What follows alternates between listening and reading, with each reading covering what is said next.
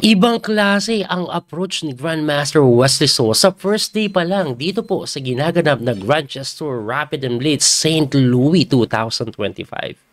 By the way, pakita ko muna yung lineup, no? Ito po yung lineup nila. Ito.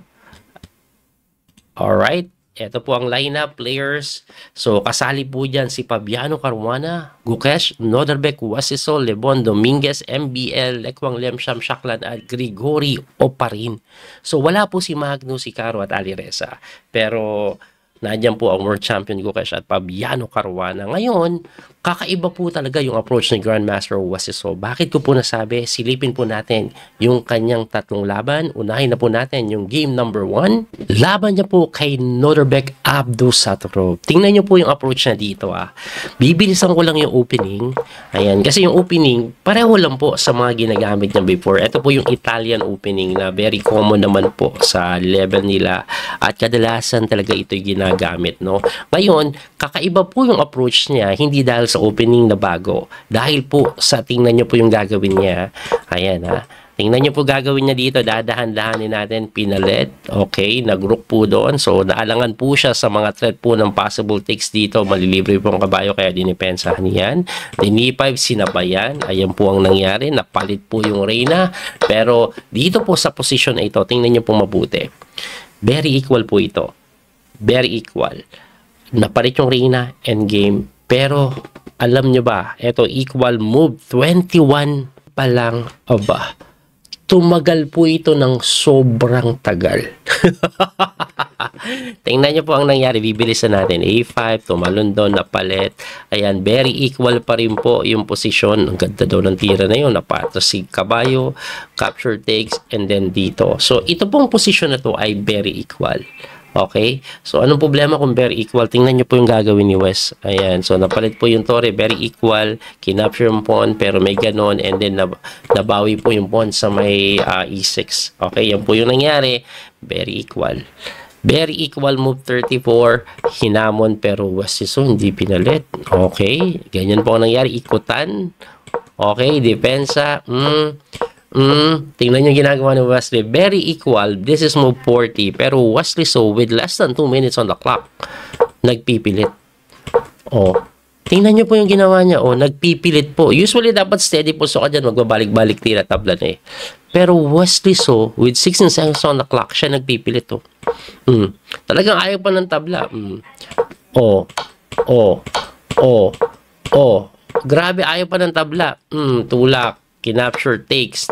Etong pinaka nakakatawa, rook behind. Ganyan. Gumanon. Kailangan pong bumaba para dito. Gumanon. Chumek. Talagang ayaw ng tabla. Babalik-balik. Usually, Wesley So will simply go for a draw, diba? Pero hindi. Iba approach niya. Sinunod ba kalaban niya? Napakabilis nito, Pinipilit niya. Gumanon. Talagang pinipilit. Ginagrind. Talagang nag-grind, no? Tingnan nyo, diba, ito nga tabla na to ising ganito kaya lang ayaw niya ng ganito tapos kain dito, tapos doon, kasi may gano'n na thread, tabla yun 1 po na, pero drawbish wala, pinipili talaga ni Wes, ayan tabla, walang oras, pero pilit ng pilit si Wesley, ayan, sobra po yung grind na ginagawa, tinutukan, nakakatakot na nga yung mga pilit niya, kasi baka mamaya yung pass-pawn, tumuloy-tuloy pero tingnan niyo po si Wes, ayan, ayaw niya pang kainin kasi tabla agad, di ba? Babagsak to. Pero tingnan niyo ginagawa ni Wes, talaga nagpipilit. Ayun, talaga nagpipilit. And then, even in this part, look at this part. Walang oras, medyo equal yung position, pero ginagrind ng husto. Ayan, ang dami ng tabla, pero ginagrind niya ng husto. Talagang ayaw ng tabla. Check. Talagang ayaw ng tabla. Ginagrind.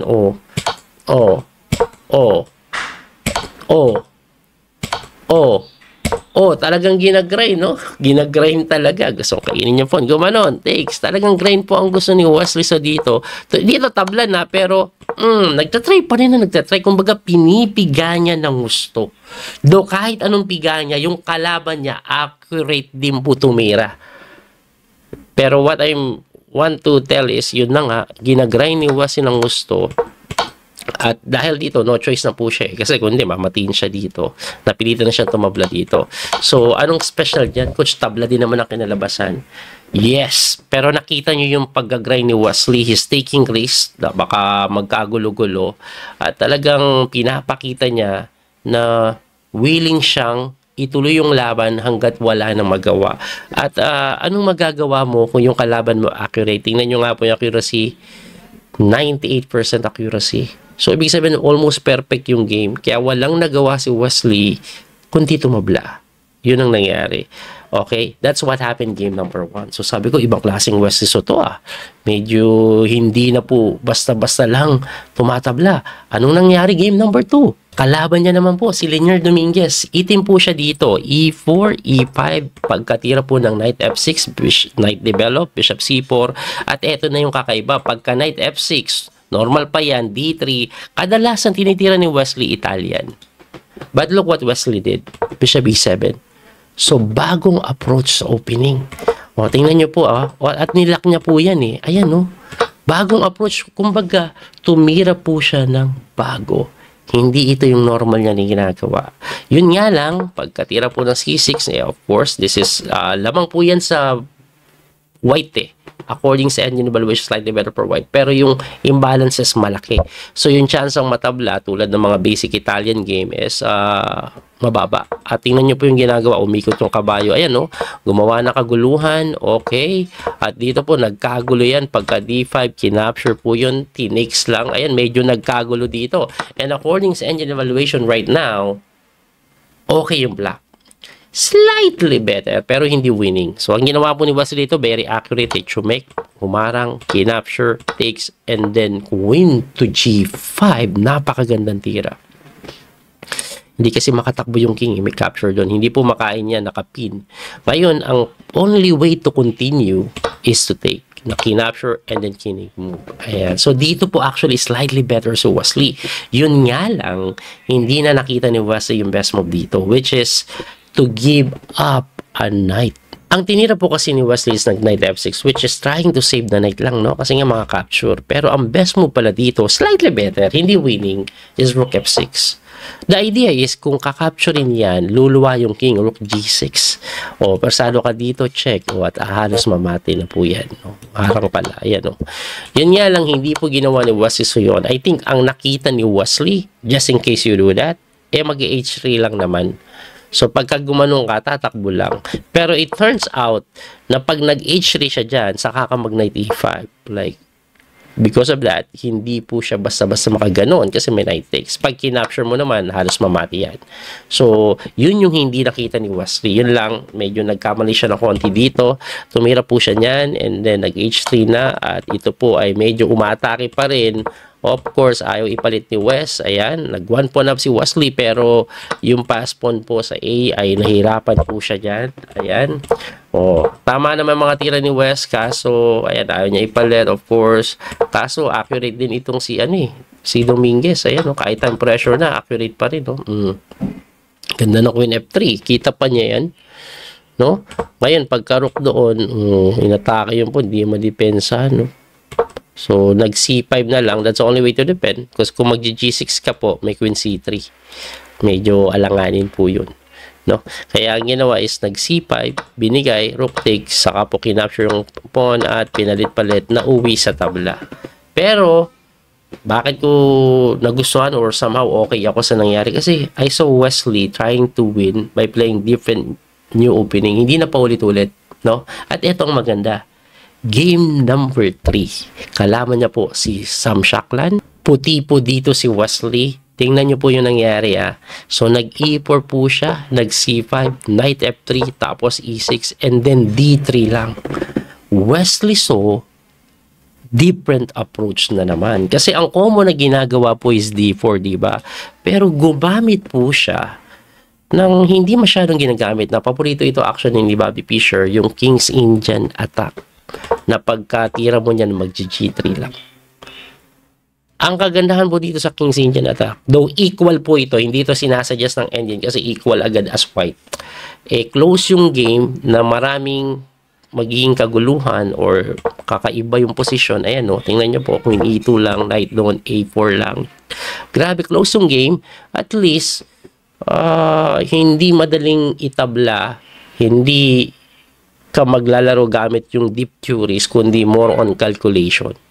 So, yan yung pinili ni Wesley So dito. Now, by the way, this is rapid event. Ang time control po sa rapid, 20 minutes at 25 minutes plus 10 seconds increment. Okay?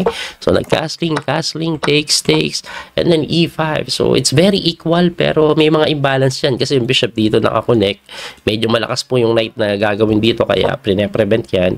At magkakaroon ng ikutan ng kabayo. So, pagka H3, siguro prevent po yung bishop na mag-develop. Ayan, knight doon. Magkakaroon ng magagandang ikot yung kabayo. Ganyan.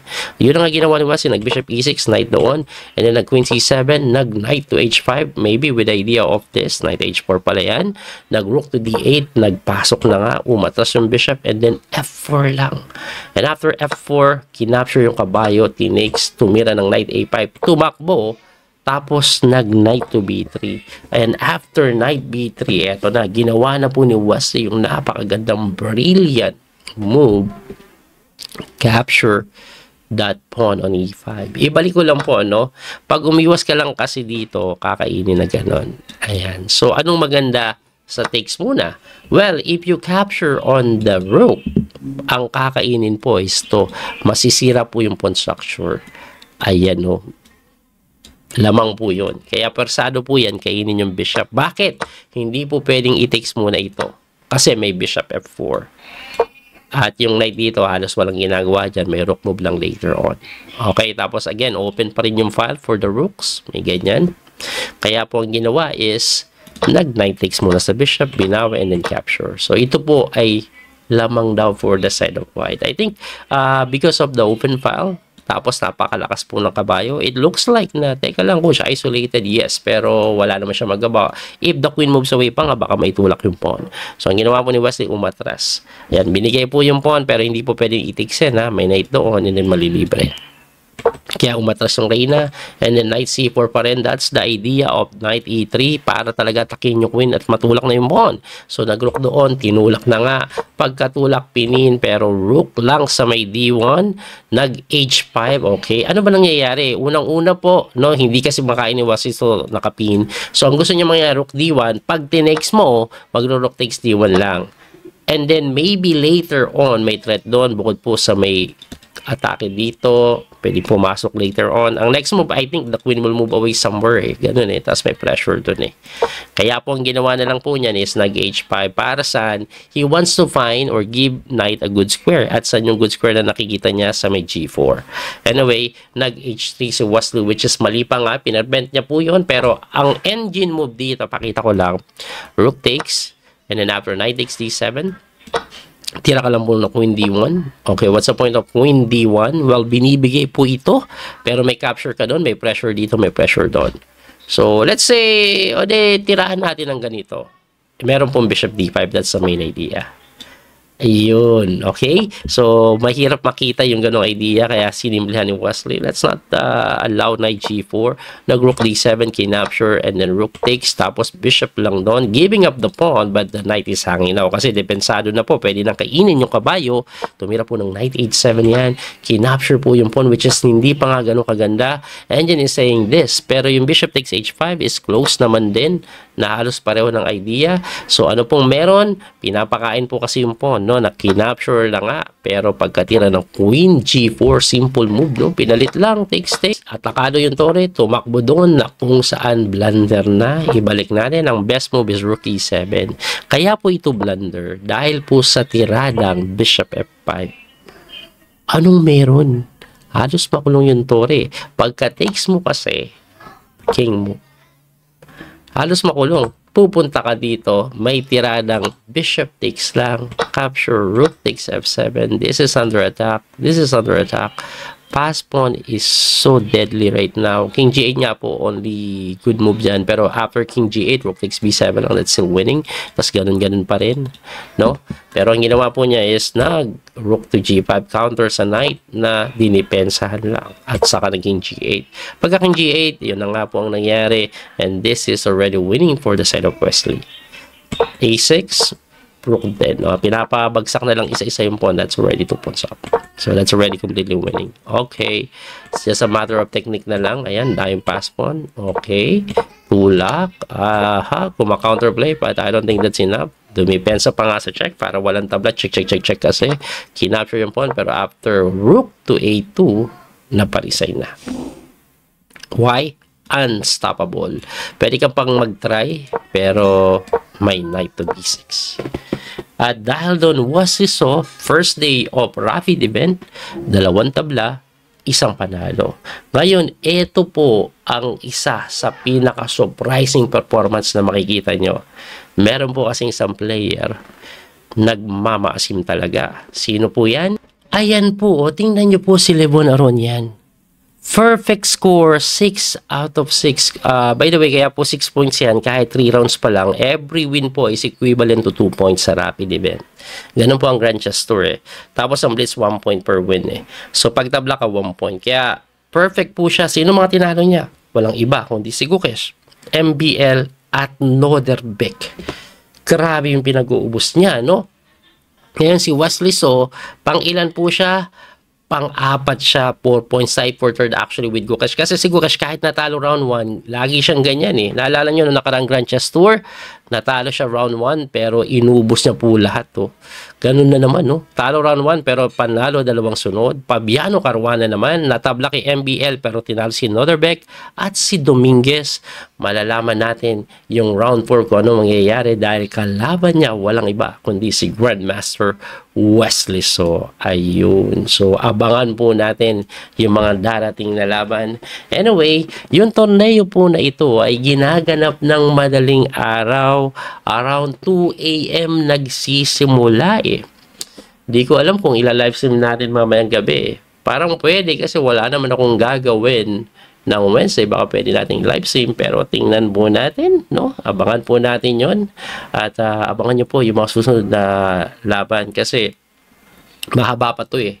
5 days po ito eh. 3 araw ng Rapid, 2 araw ng Blitz. So bukas po or mamayang madaling araw, round 4 to 6 ng Rapid. Tapos the next day, round 7 to 9. And then, first day ng Blitz, 9 rounds. Second day ng Blitz, another 9 rounds. Ganun po ang laban dito. So, yung Blitz parang gusto kong i-live eh. Tapos i-record natin eh. Panoorin natin yung mga laban ni Wesley. So, to be honest, ako maganda pakiramdam po kay Wesley. Sana tama ako, no? Kasi nakikita ko yung approach niya is very ambitious sa pagkakataong ito. Ano sa tingin niyo? I-comment nyo na lang po. Wali na po yung Coach PD Master Daniel Causo. Hanggang sa muling pagkikita.